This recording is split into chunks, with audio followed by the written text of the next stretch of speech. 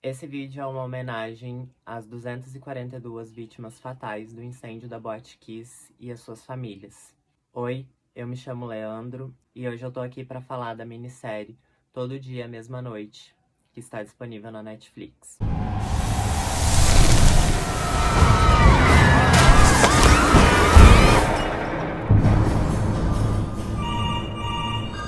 Bom, gente, Todo Dia, Mesma Noite é uma minissérie de 5 episódios com mais ou menos 40 minutos cada um.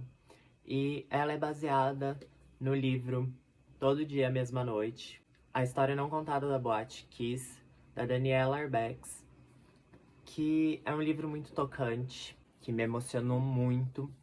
E nele a gente tem a história do incêndio na Boate Kiss, que aconteceu no dia 27 de janeiro de 2013, 10 anos atrás.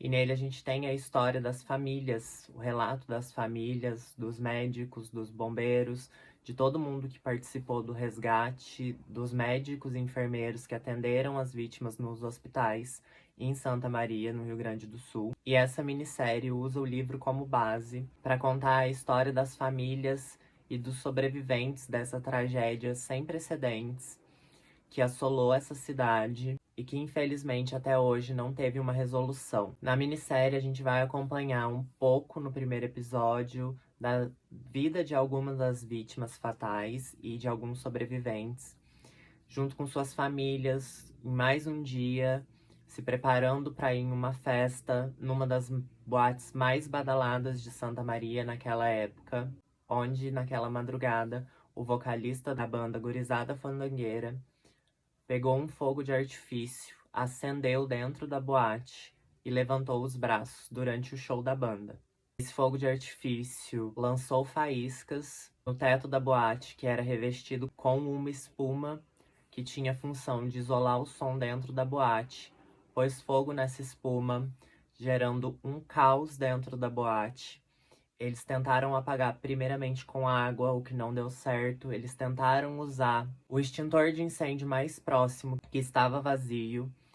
E enquanto as pessoas se debatiam por conta do fogo estar se alastrando, uma fumaça extremamente tóxica, extremamente densa desceu do teto, fez com que as luzes se apagassem e fez com que as pessoas se desesperassem ainda mais, sem entender o que estava acontecendo, causando um tumulto. Muita gente correu para a porta, muita gente não conseguia sair, porque os seguranças não tinham rádios comunicadores entre eles, além do que a boate não tinha saída de emergência, e a única saída que existia era um corredor cheio de grades, onde as pessoas estavam se amultuando, se espremendo, tentando sair.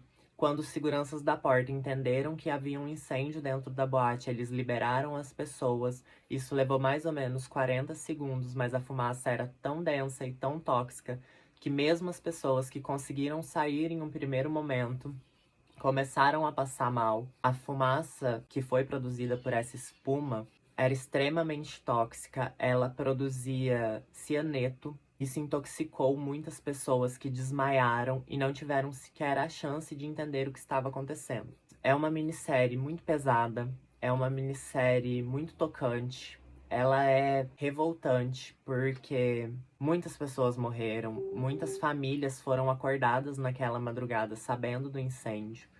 Quando o SAMU chegou, tinha aproximadamente umas 300 pessoas do lado de fora e ainda tinham pelo menos umas 600 pessoas dentro da boate. A boate tinha capacidade para mais ou menos 600 pessoas e tinham quase 1000 pessoas naquela noite. Foi uma tragédia sem precedentes. E a minissérie joga luz nos sobreviventes da tragédia, mas também em como as famílias foram impactadas e em como as famílias buscaram durante anos e buscam até hoje por justiça, já que ninguém foi condenado. É uma história que precisa ser contada para que a gente não esqueça. A minissérie é uma homenagem às vítimas, é uma homenagem às famílias, mas mais do que isso, ela mostra que é uma história que precisa ser contada e é uma história que precisa continuar viva na nossa memória. A Boate Kiss estava totalmente irregular. Todos os órgãos fiscalizadores, sendo prefeitura, os bombeiros, o Ministério Público, Todas essas pessoas que estavam à frente desses órgãos na época sabiam que a boate estava irregular. E mesmo assim, a boate nunca ficou fechada. Desde a sua abertura até o dia do incêndio, ela nunca teve um dia regular. E mesmo assim, ela nunca foi fechada por ninguém. É uma tragédia que foi anunciada. A espuma que foi revestido o teto, ela não era uma espuma própria para boates. A espuma certa é uma espuma acústica isolante que não pega fogo, ela é anti-incêndio. E o fogo de artifício que foi usado foi o mais barato encontrado no mercado, que é um fogo de artifício que as suas faíscas produzem chama, e ele não é recomendado para ser usado em locais fechados. O fogo de artifício para locais fechados, que é o anti-incêndio, custava, na época, mais ou menos R$ 70. E o que eles compraram custava R$ 2,50. É muito importante a gente acompanhar essa história e é muito importante para a gente entender que mesmo que todo mundo soubesse que poderia acontecer algo, nada foi feito. Nenhuma atitude foi tomada por parte das autoridades para impedir essa tragédia antes dela acontecer. O Ministério Público de Santa Catarina também se envolveu numa grande polêmica quando ele decidiu processar alguns pais que, segundo eles, estavam difamando o Ministério Público porque o Ministério Público não quis acionar a prefeitura, o Corpo de Bombeiros e as secretarias da prefeitura por saberem que a boate estava irregular, mesmo com provas para fazer isso. Então é uma coisa muito revoltante. Eu acredito que todo mundo que assista essa minissérie vai se sensibilizar muito com a história dessas famílias e também vai se revoltar muito com o tamanho da impunidade que aconteceu diante dessa tragédia. A minissérie até cita que um acidente desse ocorreu na Argentina anos antes e todas as pessoas envolvidas foram condenadas. Então, isso ainda causa mais revolta, porque 10 anos depois dessa tragédia horrível, todos os envolvidos continuam soltos e aguardando julgamento. Eu fiquei extremamente tocado tanto com o livro quanto com a minissérie. Foram momentos muito difíceis assistir o luto e a dor dos familiares e a busca deles por justiça, mesmo sabendo que essa justiça ainda não chegou. Eu fiquei extremamente sensibilizado. Eu achei muito importante trazer isso para o canal para a gente poder jogar luz em cima não só da série, mas como do livro e dessa tragédia.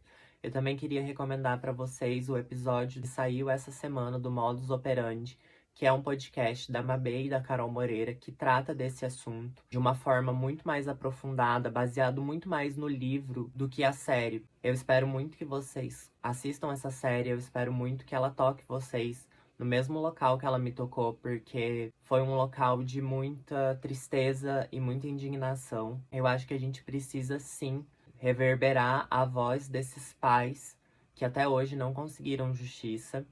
Espero que vocês tenham gostado desse vídeo. Se vocês gostaram, deixem um like, compartilhem com seus amigos que não sabem o que assistir na Netflix. Se inscrevam aqui no canal, isso me ajuda muito aqui no YouTube. É isso, um beijo, até mais e tchau!